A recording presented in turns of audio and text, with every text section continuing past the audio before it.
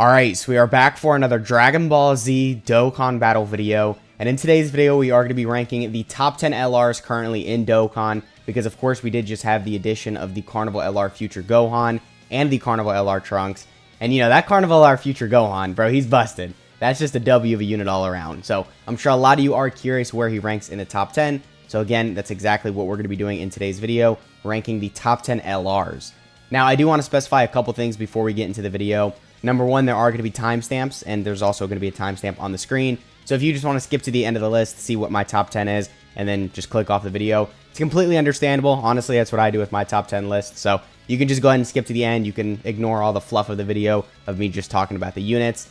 And then another thing I want to specify, you're going to see right here some runner-ups. And, you know, you're going to see this Carnival LR Goku and the 5th year fusions and Birdku. And you're going to think, wait a minute, they're not in the top 10? Look, I know a lot of you are going to be pissed off at me for this, but no, I did not put them in the top 10. They're right there. Dude, I swear, they're very, very good, especially the 5th year fusions. They're insanely busted, but I do think some of the units on this list are just a little bit better, and it really just goes to show you how crazy power creep is. So they're not bad by any means. They're still very good, all of these units right here, but I do think they're just barely out of the top 10. So first off, I do want to get into the Vegeta and Trunks. They are at number 10. Now, a lot of people are going to be curious, why do I have Vegeta and Trunks over the 5th year fusions and then the Carnival LR Goku? I think they are better than all 4 of these units right here because their teams have been massively buffed. Of course, Future Saga is an insane team now, just because all the additions we've been getting to at this celebration. And I know you could say the same does apply to the Vegito, and that is true. He's still very good on a lot of these Future Saga teams. But until you transform with him, he's not really a great slot 1 option. I know you could just put him in slot 3, but then that can cause difficulties if the event cancels dodge. If he gets locked in slot 1, then you're going to get obliterated. And if you don't dodge, you're still going to take a lot of damage because their defense before they actually do the transformation isn't that great. And by them, I'm referring to the Gogeta and the Vegito because they basically have the same kit. So 5th year fusions are obviously crazy, but I would put them just a little bit below Vegeta and Trunks. Now, actually, onto Vegeta and Trunks. So first off, their leader skill is amazing. They do lead Bonded Parent Child or Future Saga for the 170% to stats, and then the extra 30% goes to Battle of Fate. Bonded Parent Child and Future Saga are both very, very good categories, especially with the celebration massively buffing this category right here. And then Battle of Fate, you know, it's a good extra 30%. There's a good amount of units on this category that are also on these two, so overall their leader skill is very useful. I would say they still have one of the best leader skills in the game. So for a newer player, or even if you've been playing for a good amount of time, just with their leader skill, they're going to be very useful.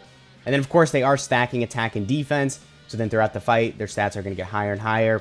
They do also have an active skill, which hits reasonably hard, especially considering they are stacking attack.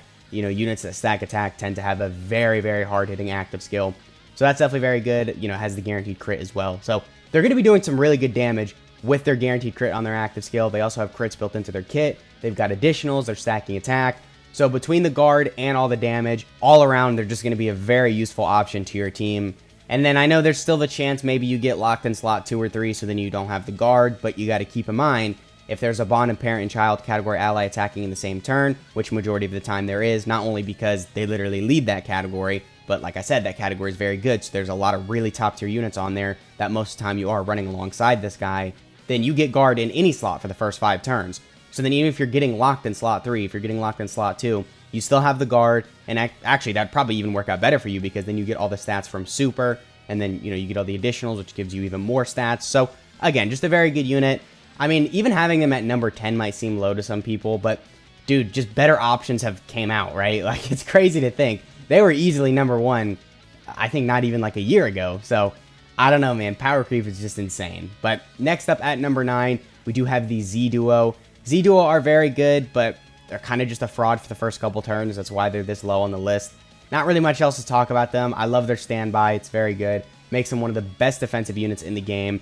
I'm not exaggerating when I say that either. They get a ton of damage reduction on key spheres. They get guaranteed guard. They are orb changing, so then the damage reduction you get with key spheres is way more useful. They can't do any damage, but I'm okay with that, considering the amount of damage you're going to do when you drop the standby. Like, their standby is going to hit like a nuke. So a very good unit all around. Again, not really a whole lot to talk about. You know, they're stacking defense. They got the crit chance. They got the additionals built in, which the additionals never proc for me. So that sucks, but I don't know, maybe you guys are lucky with that. I mean, that's just like RNG based stuff, so I'm not like grading them on this list based off of them not getting the additionals, because they still have a 70% chance to do the double super. And then if you get, I think it's 24 key, yeah, it was 24 key right here, then you get the guaranteed triple super. So they can be very good if you're getting all these additionals. Just give them a couple turns to stack up, you know, because they're greatly stacking defense on 18 key and then normally stacking defense on 12 key. If you're getting, you know, the quadruple super 3 turns in a row, they're going to be busted. They're going to be well over 1 million defense. They've got the 50% chance to crit, and then you can go into the standby and get all this damage reduction and orb change. So they can be very good, but like I mentioned, for the first couple turns, they could easily fraud out on you and just get obliterated. Like, take them in the new Goku Black Red Zone stage. See how good they perform in there. So I'll just leave that at that. But yeah, very good unit. I just think, again, they can get caught. So moving on to number 8, we do have the new Carnival LR Trunks. Now, the Carnival LR Trunks, I'm a fan of this unit. I'll start off by saying that. He's very low on this list, but I like this unit. I love his animations, minus his standby animation. I love the fact that he's stacking defense, so then at any point, really in any fight, he can still look impressive. And then he does have damage reduction built into his kit. But, I mean, I'm trying to think of a different way to word it so I'm not sounding repetitive, but it's literally the same as a Z-Duo. He just gets caught for the first couple turns. Like, units that get caught for the first couple turns are so dangerous because they have potential to be very good, so you want to bring them on the team because you know they can be very good. But then turn 1, you take a super and you're type neutral, you're getting obliterated. You're taking like 1 million damage from a super. I took this guy in the Shadow Dragon fight versus Omega Shenron on a live stream not too long ago, and this guy, when I say he got obliterated, dude, he frauded out. Like, he got destroyed. He was taking 200k per normal. I think that was before he supered, but even after he supered, he still died from a super attack. And this was the final phase, so he had a chance to stack up. He built up the damage reduction. So, I don't know, man. I'm not the biggest fan of this Trunks. But then if you do get the standby, which I'll admit is very easy to get, it's just from turn 5. So then if you make it to turn 5, which in some cases can be difficult, but if you do, then you go into the standby, and then he's very impressive. He carries over all the stacked defense, so his defensive stat is going to be very high. He does have that 50% damage reduction for the first turn, and then that combined with guaranteed guard in any slot, just regardless, no condition behind it, is definitely very useful. And then also the orb changing is nice. He's got the finish attack, which is nice. So this guy can be very, very good. It's just, I don't know. This guy, I say this guy, it's the same unit, but you know what I mean? Like, when you go into the Sword of Hope mode, he's a lot better because of the guaranteed guard, because of, obviously, the damage reduction for that one turn. He's got all the additionals built in, which I think there is still additionals built in here as well. But it's just better when you go into the Sword of Hope mode. But then when you're here, he could just get caught. Like, even with the 30% damage reduction, I don't know, man. I don't know if that's enough. So I really like this unit. I'm a big fan of Trunks, but I don't know. I think number 8 is pretty good for him. But let me know in the comments how you're feeling about that. I know some people are going to disagree with me with Trunks at number 8. But anyway, moving on to number 7, we do have the Blue Boys. Now, Blue Boys are very good. I love them as a unit, but their damage sucks for the first couple turns, and then their defense kind of sucks as well. You could slap them in slot 1 and just pray they dodge, but if they don't dodge, yeah, it's going to be rough with them, man. It's going to be rough. So, you already know the deal with them. They're amazing when you fuse into Vegito, but then in the Blue Goku and Vegeta state, they're definitely underwhelming. They literally just came out. All of you probably have their kits memorized, so I won't talk about them for that long. I think number 7's pretty good for them. If we're just taking into account the Blue Goku and Vegeta, you know, they're all the way down here. But then if, obviously, we acknowledge the fact they have Vegito, which is one of the most busted transformations, I think, you know, bringing them up a little is nice. And even on my last tier list, I think I had them at like number 5 or 4. Like, they're good when they transform. If you take that into consideration, again, it really bumps them up a couple notches because they have that fusion. But like I mentioned, man, other units are just straight up better. So, I don't know. I think 7 is a pretty good spot for them. Now, moving on to number 6, we do have the LR Super Saiyan 4 Goku. I know a lot of global players have absolutely no idea about this guy's kit because obviously he isn't out on global. He is a JP exclusive as it stands. So this guy's a pretty good unit. He is geared towards slot 1, which is really nice because that's exactly what his teams needed. You know, grade 8 power, GT heroes, I guess like entrusted will. All these categories desperately needed a good slot 1 option, and that's exactly what this guy is. He raises his defense for multiple turns. He's got damage reduction in slot 1, which is why he's a good slot 1 option. You know, he's getting extra key per key sphere obtained. So just a good unit all around. He's got a lot of other stats built into his kit. And then you do go into the standby to become Majub. So this guy, in my opinion, is better defensively than the Z Duo when they go into their standby. So he's getting 10% damage reduction per type key sphere obtained, and he's getting the guaranteed guard with 3 or more type key spheres obtained, which you might think, oh, okay, well, that's not as good because Z Duo have, obviously, the guaranteed guard for 4 turns, but this guy's getting the guard with 3 key spheres obtained, and he's orb changing. So that's not going to be difficult whatsoever with him orb changing. That's going to be extremely easy to get. He is also a support, so he gives all allies 3 key and 70% defense for 2 turns. Yeah, it's very good. And then he has the nullification for all unarmed super attacks, so a very good unit. You know, he's got the finish attack too, which then when you do that, you go into the full power Super Saiyan 4 Goku, basically. And then when you're in here, dude, he's busted. Like, he's very good. He's got this 77% HP recovery. He gets guaranteed guard for 1 turn. He performs a guaranteed crit for 3 turns. And then, you know, he's got 50% damage reduction in slot 1. You're carrying over defense into the next turn. So then his start of turn defensive stats going to be very good. Just all around a very, very good unit. Global players, we'll see when he comes out how crazy he is. I know right now it's going to be kind of hard for some of you to imagine him at number 6. But trust me, when he releases on global, y'all are going to see his true power. So number 6 is pretty solid for him. But, you know, again, like I've said, well, like 5 times already, better units just exist. So now moving on to number 5. Now, this is another controversial pick in this video.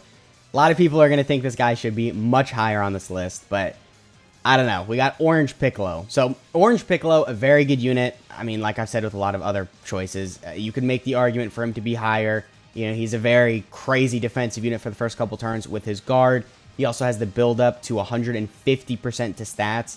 So then with that, you know, you build up with his already established good stats, and then he's just going to be absolutely insane. He gets a lot of defense on super. He's got the giant form transformation. He's got the key support and a little bit of damage reduction. So this guy basically has it all. And then also, if you fall below 30% HP, which you're never going to get this, by the way. Honestly, I'm surprised if any of you have ever even gotten it. Let me know in the comments, because I don't think there's been one situation where I've gotten this extra 30% damage reduction. But if you do fall below 30% HP, and you've received 7 attacks in battle, you fully recover HP, and then get an additional 30% damage reduction.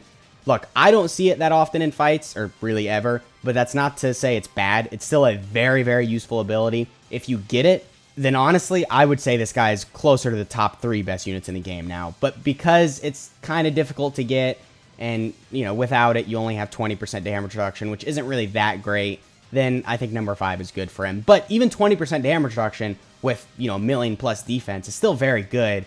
But then once the guard wears off, defensively, this guy isn't as great. So then if you get supered, maybe before you super attack, he's going to take a lot of damage. And without the 50% damage reduction, again, I just think he could get clapped up. So a good unit, but there are definitely situations where he could take a lot of damage. Like I said, after he loses his guard, and if he's not fully built up, he's going to take a lot of damage. If you don't have the 50% damage reduction and his guard is gone and you get supered, then he could take a lot of damage. So it's just kind of tricky with how you're going to want to use this guy. But for the first 3 turns with his guard, you know, he's going to be busted. And then he's got the giant form transformation.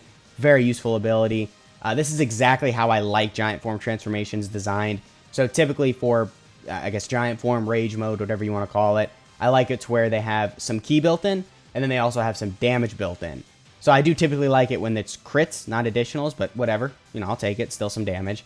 So he gets 2 ki per key sphere obtained, and he launches an additional that has a medium chance of becoming a super. So he's going to be doing a lot of damage. He's going to be taking literally no damage. So very good in the giant form transformation. But, I mean, you know, what? The 6th time I've said it in the video, there's just better options. So really good with Orange Piccolo. But then at number 4, we do have the GT Duo. So GT Duo are very good. They've aged very well, especially on JP. Global, we literally just got them like a couple months ago. But for JP, they've been out for almost a year at this point.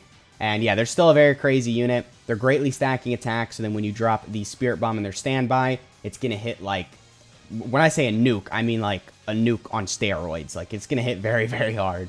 And then also, they do have the 50% damage reduction. Once you perform 5 or more super attacks in battle, it's really not going to be that difficult to get. So they get the 10% damage reduction with every super performed, up to 50% to be more specific. They've got a lot of built-in additionals. They literally have the same like additional mechanic as the Z Duo. So then when they're Ki is at 18 or more, they launch the additional that has a great chance of becoming a super. And then when Ki is 24, they launch another guaranteed additional super attack. So the bare minimum, even at 55%, you could still get 3 supers in a turn, and you're going to get that pretty frequently.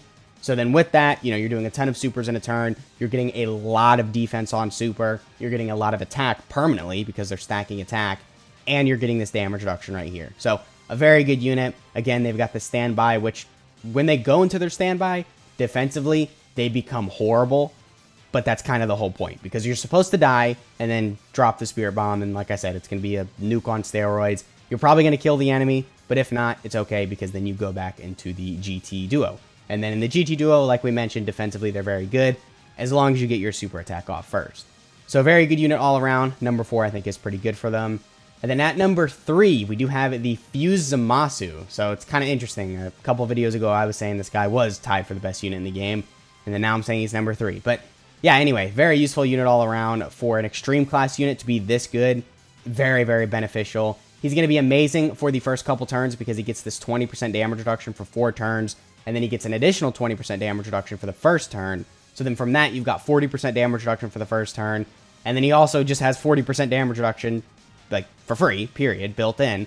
So then that means he's going to have 80% damage reduction for the first turn, and then after that, it does drop to 60% for the next couple turns, and then it drops again to 40%. But even 40% damage reduction is still very useful, considering how high this guy's stats are going to be. He is kind of a slot 1 unit, or at least in his kit, he's geared towards being put in slot 1, but his defensive stat at start of turn isn't amazing, so I would say throwing him in slot 2 would probably be a little bit of a better choice for him. You might be missing out on a couple things in his kit, but defensively, he's going to be infinitely better in slot 2, because you have the opportunity to get the 30% defense here, the 50% defense here, and then after that, his defensive stat is going to be, I don't want to say 1,000,000, but it's going to be pushing 1,000,000, then with the 40% damage reduction, or if it's for the first couple turns, 80% or 60%. So he's a very good unit. His damage can be insane as well, because he does have this build up right here. So you do have to take 6 attacks, which still can be kind of tricky, but I mean, whatever. 6 attacks to then get this 150% attack buff. It's going to be worth it, because you'll notice his damage goes from, you know, like 10 million to near 20 million. So yeah, very good buff right there. And then obviously we also have the domain into Infinite Zamasu. Infinite Zamasu is very good. Literally nothing is wrong with him. He's not taking any damage. He's doing a ton of damage, and he's a support, so that definitely is good. He also does have the domain ability, where you increase damage received by superclass enemies and allies by 30%. So, you know, just keep that in mind when using him. But yeah, he's a very good unit with the domain, and even without it, he can still be very good, because like I said, a lot of damage reduction, a lot of damage. But then moving on to the second best unit in the game, and then I guess we can just go ahead and reveal the first best unit in the game as well. We do have the future Gohan, and then at number 1, obviously, LR Bulma. Now, it's going to come to a lot of people's surprise. No, I don't think Bulma was dethroned. I still think she's the goddess of Dokkan. I don't really think there's a unit that's going to dethrone her for a long time, but we'll talk about Bulma in a second. So first off, to get into the Gohan, he's a very, very crazy unit. He's got the 80% damage reduction for the first 5 turns that he's in the fight, I believe. So then with that, he's going to be basically taking no damage. And then, of course, he's got the build-up. You know, he's getting all the stats on super. He's orb changing as well. He's got a lot of built-in additionals, which makes this build-up right here a lot easier to get. So just a very good unit all around. And then, of course, he does have the domain, which with the domain, you know, it increases damage received by extreme class enemies and allies by 30%. So it's the same thing as the Zamasu's domain, but it's for extreme class enemies and allies. And then he does have an active skill as well. The active skill is really good. It gives him a permanent 5 ki and 20% defense in battle. So, you know, he's going to be doing a lot of extra damage with, obviously, all the ki he's got built in, because you're basically always going to be getting a 24 ki super. And then with that, you're getting a guaranteed crit. So his damage is going to be really good. And then his defense as well, you know, he's got 20% here, like a permanent 20% defensive buff, and all the damage reduction, and all the defense on super.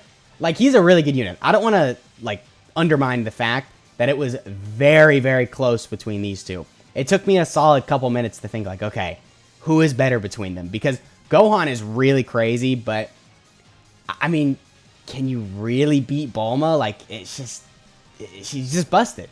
She's got the guard for the first 7 turns, so defensively she's going to be fine. She's getting 7% damage reduction at the start of each turn, up to 77%. So when you do have that fully built up, you're taking no damage at all. She's also Rainbow Orb changing, and then, you know, she's got the STR Key Sphere changing on her active skill. Well, she changes all Key Spheres to STR with her active skill.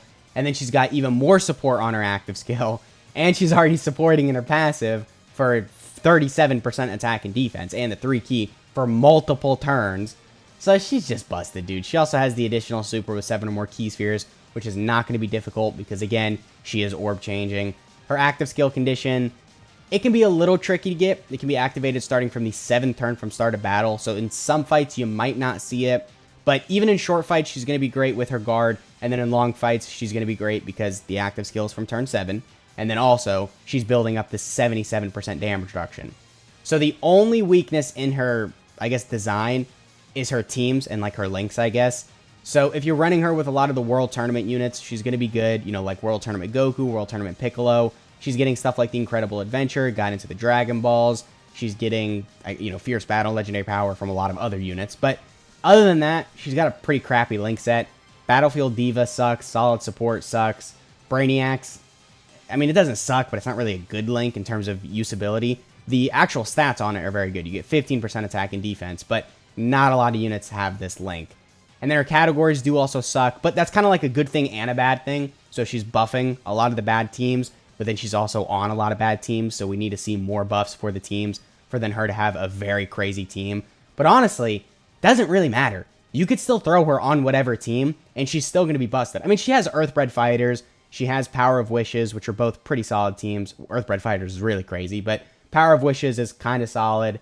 But, you know, you could throw her under the new Vegito's leader skill, and even though she's only getting a 150% buff, she's still going to be crazy, and she's still going to feel like the best unit in the game, even on a 150% leader skill. So, Bulma's just very crazy. As much as I want to say she's, you know, down here and the new units are up here, it's just not like that. Bulma is just still the best unit in the game, and there's really nothing you can do to convince me otherwise. It's going to take a broken unit to dethrone Bulma. Like, I don't know, Dokkan's got to pull some crazy strings and some crazy stuff to make a unit better than her. But for now, Bulma is the best unit in the game. So let me know what you guys are thinking of this tier list. I know there's a couple hot takes in here, mainly the 5th year fusions not being in the top 10, but it's just my list at the end of the day. You know, just my opinion. If you disagree, that's completely fine. That's your opinion as well.